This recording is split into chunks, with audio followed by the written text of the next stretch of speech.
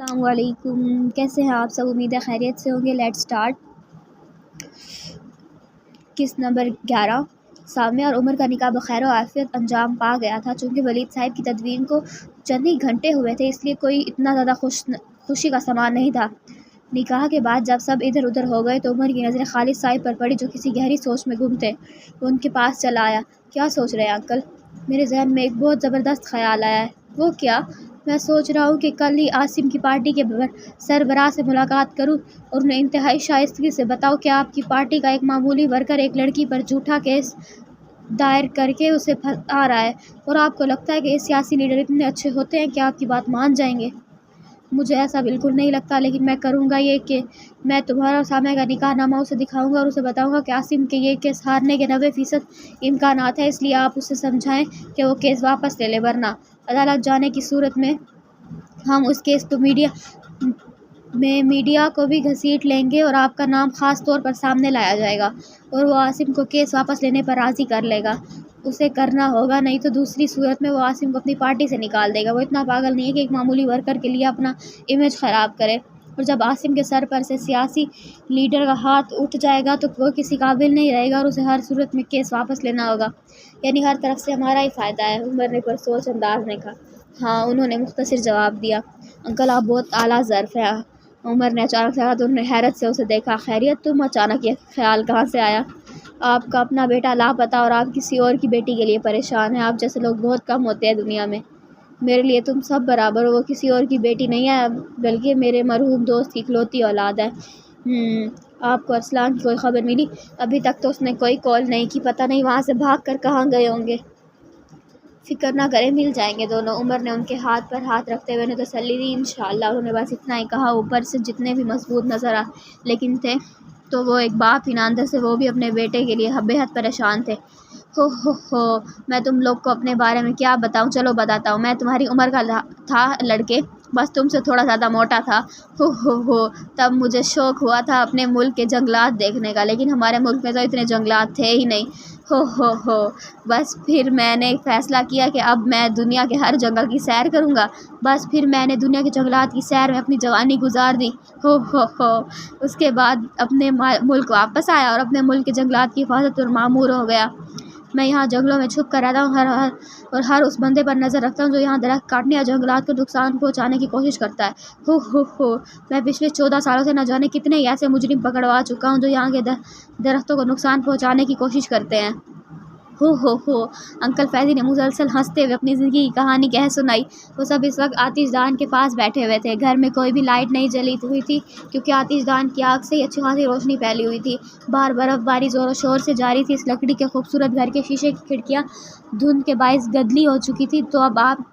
تو آپ نے شادی بھی نہیں کی؟ ثنا نے دلچسپی سے پوچھا۔ ہو، میری زندگی کا مقصد شادی نہیں تھا، اسی لیے میں آج تک کنوارا ہوں۔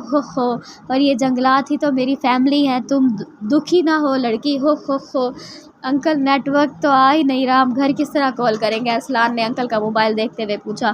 اتنی طوفانی برف باری میں یہاں نیٹ ورک نہیں آتا، لیکن تم فکر نہ کرو۔ ہو، کیونکہ مجھے یہاں کی آرمی نے ایک ایسا آلہ دے رکھا ہے جس سے میں ان سے رابطہ کر سکتا ہوں۔ ہو، اور میں نے آپ کو میرا پتہ نہیں ہو صحیح لگ رہا نہیں لگ رہا، اپنی طرف سے I am trying my best, اور میں نے ان کو کال کر کے یہاں بلا بھی لیا تھا۔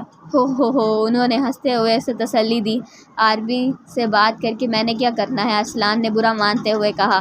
ارے لڑکے، میں آرمی والوں کو بتایا ہے کہ تم دونوں یہاں پھنس گئے ہو، مجھے یقین ہے کہ وہ تمہیں بچانے ضرور آئیں گے۔ ہو، تو آرمی والے ہمیں یہاں سے کہاں لے جائیں گے؟ ثنا نے پوچھا۔ وہ تم دونوں کو GHQ لے جائیں گے، وہاں سے تم اپنے گھر والوں کو فون کر دینا، پھر وہ لوگ تمہیں کراچی بھیج دیں گے۔ ہو، سچ؟ مطلب ہم گھر جا سکتے ہیں؟ ثنا نے خوش ہوتے ہوئے پوچھا۔ ہاں بالکل لڑکی، بس وہ لوگ آتے ہی ہوں گے۔ ہو، بہت شکریہ انکل فیضی، آپ نے ہمارا بہت خیال رکھا۔ ارسلان نے تشکر سے کہا۔ ہو، لڑکے، تمہیں منع کیا تھا نا کہ مجھے شکریہ نہ بولنا۔ اوکے انکل، ارسلان نے ہنستے ہوئے کہا۔ ارے میں تو بھول گیا کہ میں نے قہوہ رکھا تھا چولہے پر، ابھی تم لوگ کے لیے لے کر آتا۔ ہو، انکل ہنستے ہوئے کچن کی جانب بڑھ گئے۔ ویسے یہ انکل کتنے سویٹ ہے نا؟ ثنا نے ارسلان سے پوچھا۔ ہاں وہ تو ہے، اس نے اپنا پاؤں دیکھتے ہوئے تائید کی۔ زیادہ ہلو مت ارسلان، ورنہ تمہیں درد ہوگا۔ ثنا نے اسے صوفے سے اٹھتا دیکھ کر فکر مندی سے کہا تو وہ مسکراتے واپس بیٹھ گیا۔ تمہارا بھی شکریہ، اسے ثنا کو گہری نظروں سے دیکھتے ہوئے کہا۔ میرا کس بات کا شکریہ؟ تم نے جو اتنی خدمت کی ہے میری، اس کے لیے تم دوست ہو میرے، میرا فرض تھا وہ سب کرنا۔ صرف دوست نے شرارت سے پوچھا، ثنا گڑبڑائی۔ ہاں دوست ہی ہو تم میرے، اور کیا؟ اس نے تھوڑا کنفیوز ہوتے ہوئے کہا، نہیں اور تو کچھ بھی نہیں۔ اس نے مسکراتے ہوئے سینے پر ہاتھ باندھا اور صوفے کی پھو سے ٹیک لگا لی۔ ثنا نے اسے مسکراتا دیکھ کر نظروں کا زاویہ دوسری جانب موڑ لیا۔ آرمی والوں نے انہیں وہاں سے ہیلی کاپٹر کے ذریعے ریسکیو کر لیا تھا۔ جاتے ہوئے انہوں نے انکل فیضی کا ڈھیروں شکریہ ادا کیا۔ ہیڈ کوارٹر پہنچ کر انہوں نے گھر فون کر کے اپنی خیریت کی اطلاع دی اور یہ بھی بتایا کہ تھوڑی دیر میں وہ کراچی جانے والی بس میں سوار ہو جائیں گے اور کل صبح تک کراچی میں ہوں گے۔ اگلے دن بس اسٹینڈ پر انہیں لینے خالد صاحب اور ڈاکٹر مہتاب دونوں آئے تھے۔ وہ دونوں انہیں لے کر جب ٹاؤن پہنچے تقریباً سبھی ان کے انتظار میں کھڑے تھے۔ جیسے ہی گاڑی گلی میں رکی، ثنا دروازہ کھول کر باہر آئی، بھاگتے ہوئے اپنی امی سے جا لپٹی۔ خالد صاحب نے ارسلان کی طرف کا دروازہ کھولا تو حمزہ عمر نے اسے آگے بڑھ کر سہارا دیا۔ ارسلان میرا بچہ! رحمہ بیگم اسے دیکھتے ہی تڑپ اٹھی۔ امی! ارسلان بچوں کی طرح ان کے گلے لگ گیا۔ وہ بار بار اسے پیار کرتی، ارسلان بار بار ان کا تسلی دیتا، لیکن انہیں یقین نہ آتا۔ وہ پھر اسے اپنے ساتھ لگا لیتی اور خوب پیار کرتی اور ساتھ ساتھ روتی جاتی تھی۔ پاس کھڑا علی اس منظر کو غور سے دیکھ رہا تھا۔ جب بھی اسے لگا جیسے آس پاس کے لوگ غائب ہو گئے ہوں، وہ کئی سال پیچھے چلا گیا ہو، جب وہ ایک 8 سال کا بچہ تھا۔ اسی گلی میں اس کی ماں اسے پریشانی کے عالم میں ڈھونڈ رہی تھی۔ کیا ہوا بھابھی؟ آپ پریشان لگ رہی ہیں۔ اپنے گھر کے دروازے پر کھڑی سبزیاں لیتی رشنا کی امی کی نظریں ان پر پڑی تو پوچھا، یہ علی پتہ نہیں کہاں چلا گیا ہے، میں کب سے ڈھونڈ رہی ہوں۔ ابھی ناشتہ کر رہا تھا کہ اچانک سے اٹھ کر باہر نکل گیا۔ ایک تو یہ لڑکا کبھی ٹک کر ایک جگہ بیٹھتا ہی نہیں ہے۔ چلو تم پریشان نہیں ہو، یہی ہوگا، ابھی آ جائے گا۔ انہوں نے علی کی ماں کو تسلی دی۔ بس اللہ خیریت سے آ جائے۔ صبح صبح پتہ نہیں کیا شرارت سوزی ہے اسے، یوں ناشتہ چھوڑ کر باہر نکل گیا۔ وہ نوز پریشان تھی۔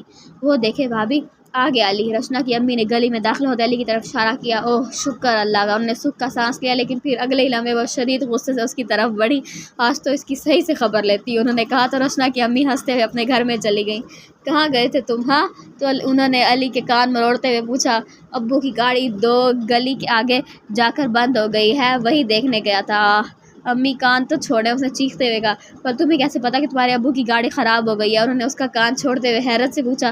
تو علی شرارت سے مسکرایا۔ پہلے آپ اپنا کان ادھر لائیں۔ علی نے اشارے سے ان کو اپنے پاس بلایا تو وہ گھٹنوں کے بل ان کے سامنے بیٹھ گیا اور اپنا دایاں کان اس کے منہ کے قریب کرتے ہوئے بولا، بتاؤ کیسے پتا چلا؟ میں نے نا ابو کی گاڑی کی بیٹری کا وائر نکال دیا ہے، اس نے شرارت سے کہا تو اس کی امی نے آنکھیں پھاڑ کر اسے دیکھا۔ ایک 8 سال کا بچہ گاڑی کے ساتھ یہ سلوک کرے ناممکن بات تھی، لیکن وہ علی تھا، وہ کچھ بھی کر سکتا تھا۔ ایسے تھوڑی یہ میرا فیوریٹ کریکٹر ہے بھائی۔ ایسا کیوں کیا تم نے؟ کیونکہ صبح ابو نے آپ کو ڈانٹا تھا۔ صبح ناشتے کی ٹیبل پر علی کی امی نے شاپنگ پر جانے کی بات کی تھی تو اس نے ابو نے غصے میں انہیں ڈانٹ دیا تھا۔ حالانکہ وہ ایسے نہیں تھے، لیکن ان کی دوسری بیوی سے ان کے حالات کشیدہ چل رہے تھے تو اس کا غصہ یہاں نکل گیا تھا۔ لیکن بیٹا یہ بہت بری بات ہے، علی کی امی نے اسے سمجھایا، جسے سمجھانا ناممکنات میں سے آتا تھا۔ مجھے بالکل اچھا نہیں لگتا کوئی میری امی سے تیز آواز میں بات کرے، پھر چاہے وہ میرے ابو کیوں نہ ہو۔ اس نے منہ بسورتے کہا تو اس کی امی کو اس پر ٹوٹ کر پیار آیا تھا۔ اچھا؟ انہوں نے اچھا کو لمبا کھینچا اور پھر علی کو گدگدانا شروع کر دیا تو پھر کھلکھلاتے ہوئے ان کے سینے سے لگ گیا۔ گائز پلیز کنجوسی مت کیجیے گا، لائک سبسکرائب ضرور کر دیجیے گا، اوکے؟ میرا بچہ! انہوں نے اسے خود میں بھیج لیا۔ واہ کیا کہنے ہیں، کیا لاڈ پیار ہو رہا ہے ماں بیٹے میں۔ مرتضیٰ صاحب کی آواز پر دونوں نے سر اٹھا کر دیکھا۔ شیطان تم نے میری گاڑی خراب کی ہے نا، لیکن بیٹا میں آپ کا ہی باپ ہوں، 2 منٹ میں ٹھیک کر لیا میں نے اسے۔ انہوں نے ہنستے ہوئے علی کی نیلی آنکھوں میں جھانکا۔ مجھے آپ سے بات نہیں کرنی۔ وہ سینے پر ہاتھ باندھتا ان سے دور جا کھڑا ہوا۔ کیوں بھائی، میں نے کیا کیا ہے؟ آپ نے میری امی کو ڈانٹا، اس نے منہ بسورتے ہوئے کہا۔ اچھا چلو پھر ہم آپ کی امی سے سوری کہہ دیتے ہیں۔ سوری آئمہ؟ ایسے نہیں، پہلے آپ گھٹنوں کے بل زمین پر بیٹھیں گے اور پھر کان پکڑ کر میری امی کو سوری بولیں گے۔ علی جب بھی کوئی غلط کام کرتا تھا تو مرتضیٰ اسے ایسے ہی سزا دیتے تھے، آج اسے بھی موقع مل گیا تھا۔ اچھا جو حکم آپ کا، مرتضیٰ کہتے ہوئے گھٹنوں کے بل زمین پر بیٹھ گئے، اپنے دونوں کان پکڑ لیا۔ آئمہ اس ساری کارروائی کے دوران ہنستی ہی رہی۔ سوری آئمہ، میں صبح بہت روڈ ہو گیا تھا، انہوں نے کہا، اور اس سے پہلے کہ وہ کوئی جواب دیتی علی بول پڑا۔ چلیں امی ہم ناشتہ کرنے چلتے ہیں، اور جب تک امی آپ ابو کو معاف نہیں کر دیتی یہ یہی کان پکڑ کر بیٹھے رہیں گے۔ شیطان کہیں کا، چھوڑوں گا نہیں میں تمہیں۔ مرتضیٰ نے اسے آنکھیں دکھائی۔ خبردار جو میرے معصوم بچے کو کچھ بولا تو آئمہ نے اسے اپنے ساتھ لپٹا لیا۔ معصوم؟ مرتضیٰ نے صدمائی کیفیت میں کہا۔ ہاں نا، اتنا پیارا بچہ تو ہے میرا، انہوں نے علی کو پیار کرتے ہوئے کہا تو وہ بھی ان سے لپٹ گیا، اور ماں کی وہ خوشبو علی کو آج بھی اپنے آس پاس محسوس ہو رہی تھی۔ ان کا شفقت بھرا لمس وہ کبھی بھولا نہیں تھا۔ ان کا علی کے لیے پریشان ہونا جب بھی اسے یاد آتا تو وہ مسکرا اٹھتا۔ ایک ماں ہی تو تھی وہ جو اتنا چاہتی تھی، اب تو ڈھونڈنے سے بھی وہ کہیں نہ ملتی تھی۔ اب وہ کتنی بھی دیر سے گھر آتا اس کے لیے پریشان ہونے والی ماں نہیں ہوتی تھی۔ اب اسے سزا دینے والا کوئی باپ بھی منو مٹی تلے جا سویا تھا۔ ماں کا پیار سے اسے اپنے ساتھ لپٹانا اسے یاد آیا تو بے اختیار مسکرا اٹھا۔ اوئے ہیرو کہاں گم ہے؟ حنان کی آواز نے اسے واپس ہال میں لا کھڑا کیا۔ ارسلان اپنے گھر جا چکا ہے، گلی میں اب اکا دکا لوگ ہی رہ گئے تھے۔ علی گہری سانس لیتا اس کی جانب مڑا۔ میں سوچ رہا تھا کیوں نہ میں ماریا سے جا کے یہ کہوں کہ اس نے ڈرامائی وقفہ دیا جبکہ ماریا کے نام پر حنان کے ماتھے پر بل پڑے تھے کہ خان صاحب تمہارے عشق میں گوڈے گوڈے ڈوب چکے ہیں۔ علی کہتے ساتھ ہی بھاگا کیونکہ اس نے حنان کا سینے چڑھاتے ہوئے دیکھ لیا تھا۔ رک تجھے بتاتا ہوں۔ ابھی وہ علی کے پیچھے بھاگا مگر علی اسے چکما دے گیا۔ ایسا ہی تھا، وہ اپنے دکھ کسی پر بیان نہیں کرتا تھا۔ وہ لوگوں کو ہنسانے کے لیے دنیا میں آیا تھا، رلانے کے لیے نہیں۔ It's so much good personality. میں نے تمہیں بہت یاد کیا۔ ارسلان اگلے دن اپنی امی کی گود میں سر رکھے بیٹھا تھا اور وہ اس کے بال سہلاتے ہوئے کہہ رہی تھی صرف 2-3 دن تو دور رہا ہوں میں آپ سے اور آپ اتنا پریشان ہو گئی۔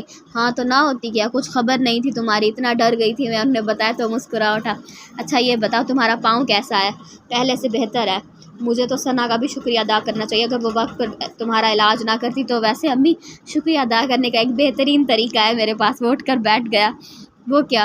جس لڑکی نے آپ کے بیٹے کی اتنی خدمت کیا کیوں نہ ہم اسے ہمیشہ کے لیے اپنے گھر لے آئے؟ اس نے شرارت سے پوچھا۔ اپنے گھر کیسے لے آئے؟ وہ اس کی بات سمجھی نہیں۔ اپنی بہو بنا کر اس نے مسکراتے ہوئے کہا۔ ارسلان تم سچ کہہ رہے ہو؟ انہوں نے بے یقینی سے پوچھا۔ ہاں امی، کیوں وہ آپ کو اچھی نہیں لگتی کیا؟ نہیں وہ تو بہت پیاری بچی ہے، اور سچ پوچھو تو مجھے بہت خوشی ہوئی ہے یہ جان کر کے تم اس سے شادی کرنا چاہتے ہو۔ تو پھر آپ کب بات کریں گی؟ صبر کرو لڑکے، اتنی بھی کیا جلدی ہے؟ انہوں نے اس کے سر پر ہلکے سے چپت لگائی۔ چلو اب یہ سوپ پی لو۔ انہوں نے سوپ کا پیالہ اس کی طرف بڑھایا۔ نہیں امی مجھے نہیں پینا۔ کیا مطلب نہیں پینا؟ پورا ختم کرنا ہوگا۔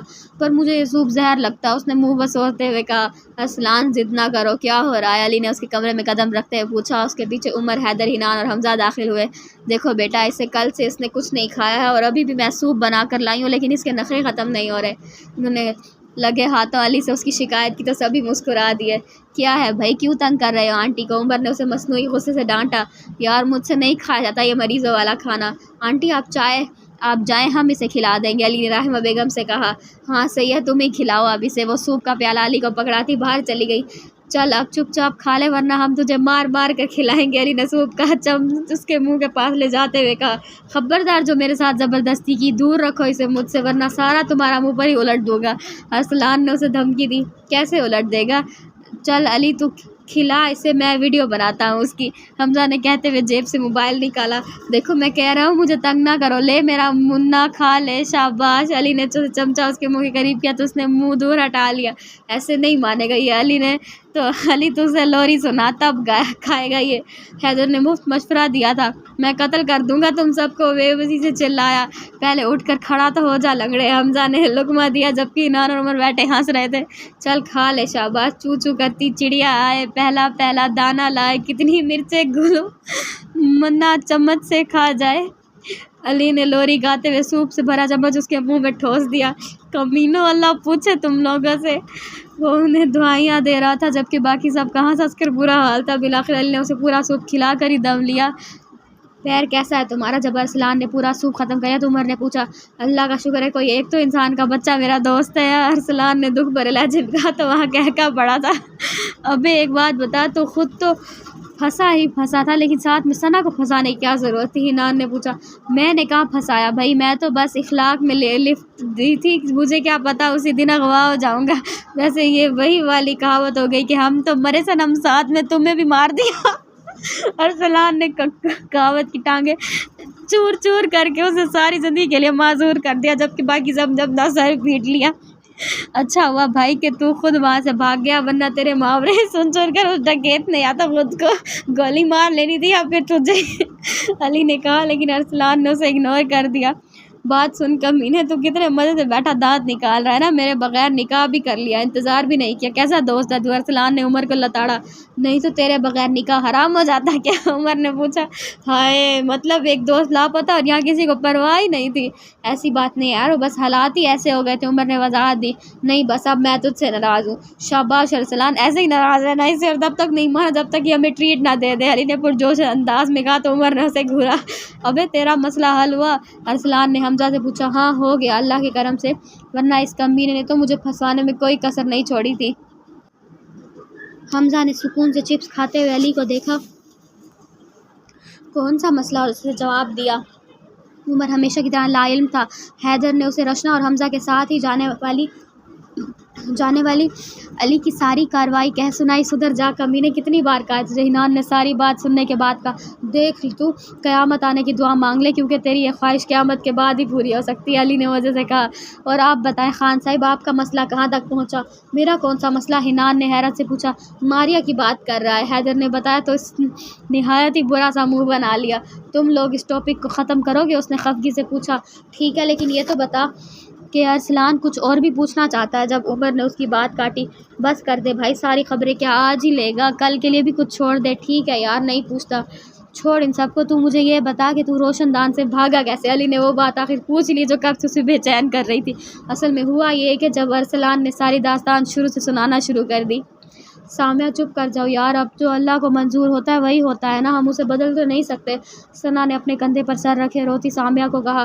جیسے ہی اسے ولید انکل کی موت اور اس کے ساتھ پیش آنے والے واقعے کی خبر ملی تو وہ اس کے پاس دوڑی دوڑی آئی۔ پر مجھے صبر نہیں آتا، مجھے یقین ہی نہیں آتا کہ بابا نہیں ہے۔ وہ ہچکیوں سے رو دی۔ میں اکیلے رہ گئی ہوں ثنا، میرا کوئی نہیں رہا۔ کیسی باتیں کر رہی یار، ہم تمہارے اپنے نہیں ہیں کیا؟ شفا نے اس کے سامنے بیٹھتے ہوئے پوچھا۔ اس وقت وہ سب اس کے کمرے میں موجود تھے۔ سامی دیکھو، اگر ایسے ہی روتی رہو گی تو بیمار پڑ جاؤ گی، رشنا نے بھی اسے سمجھایا۔ لو سامی، یہ کھانا کھا لو، تم نے صبح بھی ٹھیک سے ناشتہ نہیں کیا تھا۔ حریم کافی دیر اسے کھانا کھلانے کی کوشش کر رہی تھی۔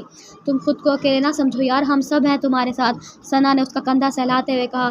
پتہ نہیں میں نے کون سا گناہ کیا تھا، ایسے نہیں کہتے، چلو اب آنسو پوچھو اور کھانا کھاؤ، شفا نے اس کے آنسو صاف کرتے ہوئے کہا تو اس نے محض سر ہلا دیا۔ اپنے رونے دھونے میں نے تمہارا حال تو پوچھا ہی نہیں، کیسی ہو تم؟ سامیہ کی نظر جب ثنا پر پڑی تو اسے احساس ہوا کہ وہ کافی کمزور لگ رہی ہے۔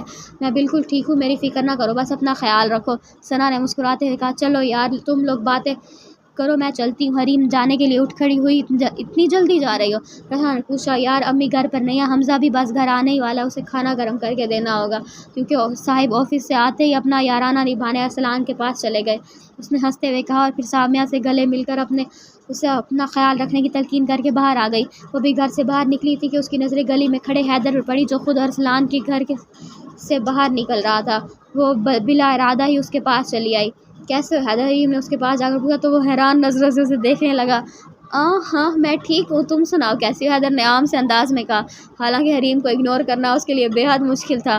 میں بھی ٹھیک ہوں، تم کہیں جا رہے ہو؟ اس نے بات کرنے کی غرض سے پوچھا۔ نہیں کہیں نہیں، حمزہ بتا تھا کہ علی نے تمہاری گاڑی کا بہت برا حال کیا۔ اس نے اس لیے پوچھا کہ شاید اس موضوع پر تو حیدر کچھ بولے گا، ورنہ وہ تو ہر بات کا مختصر جواب دے رہا تھا۔ ہاں وہ دراصل حیدر کا موبائل بجنے لگا، یہ کال بہت امپورٹنٹ ہے حریم، مجھے لینی ہوگی، اس نے معذرت خانہ لہجے میں کہا۔ ہاں کیوں نہیں، تم اٹینڈ کر لو۔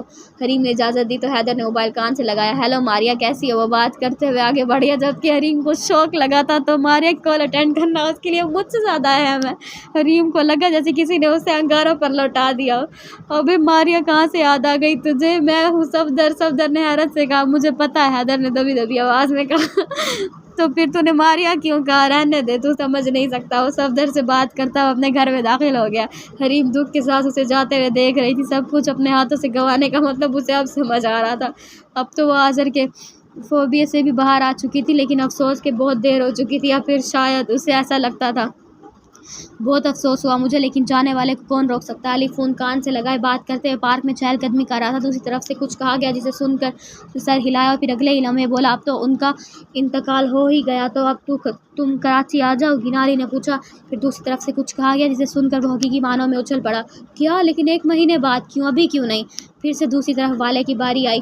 اچھا، لیکن جب 1 مہینے بعد آنا ہی ہے تو پھر ابھی کیوں نہیں؟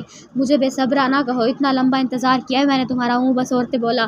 وعدہ کرو کہ 40ویں کے بعد تم ہمیشہ کے لیے واپس آ جاؤ گی۔ گڈ، चलो फिर कल बात होती है, अल्लाह हाफिज़। अली ने फ़ोन काट दिया। वो बाग से बाहर निकला, लेकिन अपने ब्लॉक जाने के बजाय वो दूसरे ब्लॉक में दाखिल हुआ जहाँ थोड़े बड़े घर बने हुए थे। वहाँ पहुंचकर वो एक गली में गया जो उस वक्त तकरीबन खाली था। सुबह का वक्त था, हर कोई अपने अपने काम काज पर निकला हुआ था। ऐसे में एक अंकल अपने घर का दरवाज़ा खोले बाहर कुर्सी पर बैठे सो रहे थे। पास ही पुराने दौर का एक रेडियो रखा हुआ था जिस पर 80 की दहाई का पुराना गाना चल रहा था। इतना पुराना होने के बावजूद भी इस रेडियो की आवाज़ दूर हाजिर के बफर से भी तेज़ थी। मज़े की बात यह थी कि फुल साउंड में गाना चला होने के बावजूद भी अंकल की नींद में कोई फ़र्क नहीं पड़ रहा था। चंद दिन में इंसान क्या बना रहा, दुनिया वालों ने मुझे सचमुच में इंसान समझ लिया। उसने अपनी ही कैब दुरुस्त करते हुए खुद कलामी की। फिर आहिस्ता आहिस्ता कदम उठाता हुआ अंकल के करीब पहुंचा जो मुझ से खराटे भर रहे थे। उसने उनकी आंखों के सामने हाथ हिलाया मगर उन्हें कोई फ़र्क नहीं पड़ा। ये शिफा कहाँ रह गई आखिर? उसने हाथ में बंधी घड़ी देखते हुए कहा। रेडियो से फुल साउंड में गाना बज रहा था। इतनी मोहब्बत सह ना सकूं, सच मानो जिंदा रह ना सकूं, कहाँ रह गई तुम? जैसे ही शिफा वहाँ पहुंची अली ने उससे पूछा, ये सब छोड़ो, पहले वो काम करो जो हम करने आए हैं, इससे पहले कि अंकल उठ जाएं। शिफा ने अपने हाथ में बकरी टोकरी को संभालते हुए कहा। हाँ चलो, अली ने कहा, और वो दोनों आराम आराम से अंकल के घर के लान में दाखिल हुए। मैं दरख्त पर चढ़ती हूँ, तुम नीचे टोकरी पकड़कर खड़े हो जाओ। शिफा ने लकड़ी की टोकरी अली को पकड़ाते खुद किन्नू से भरे दरख्त पर चढ़ने लगी। तुझको संभालूं ये मेरा जिम्मा, मैं हूँ तो क्या है, जाने तमन्ना पकड़ो। शिफा ने दरख्त पर चढ़कर 3-4 किन्नू फेंके तो अली ने टोकरा आगे किया। सारे किन्नू इसमें आ गिरे। बस 4, कम से कम भी 50 जमा करने हैं।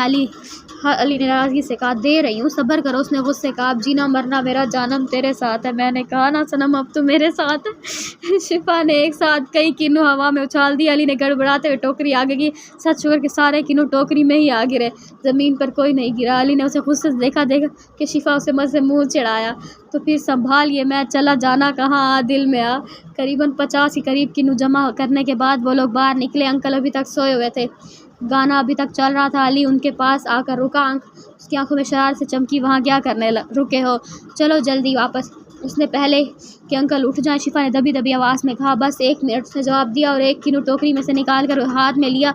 आखिर तुम क्या कर रहे हो? बता रहा हूँ सब्र। जैसे ही अंकल ने नींद में खराटा लेना के लिए मुंह खोला, अली ने हाथ में पकड़ा किन्नू उनके मुंह में डाल दिया। उनकी शक्ल देखकर शिफा की हंसी छूट गई और अंकल नींद में हड़बड़ाए लगे। भागो, शिफा अली ने कहा। दोनों भागते हुए गली से बाहर आ गए। कौन? अंकल नींद से उठे और मुंह में रखा किन्नू बाहर निकाला। ये किन्नू किसने रखा? उन्होंने ताज्जुब से कहते हुए किन्नू बाहर निकाला और पीछे मुड़कर अपने लॉन में देखा तो उनके 14 तबक रोशन हो गए। उनके किन्नू के दरख्त की 4 से 5 टहनियाँ खाली थी। ये किसने किया? वो ज़ोर से चीखे, लेकिन वहाँ जवाब देने वाला कोई ना था, क्योंकि जवाब देने वाले दोनों शैतान गली के बाहर एक घर की ओट में होकर ये सारा मंजर देख रहे थे और हंस रहे थे। गाना अभी तक बज रहा था। साथिया तूने क्या किया, पहेलियाँ तूने क्या किया, मैंने किया, तेरा इंतज़ार इतना करूँ ना, मुझे प्यार। अच्छा छोड़ें।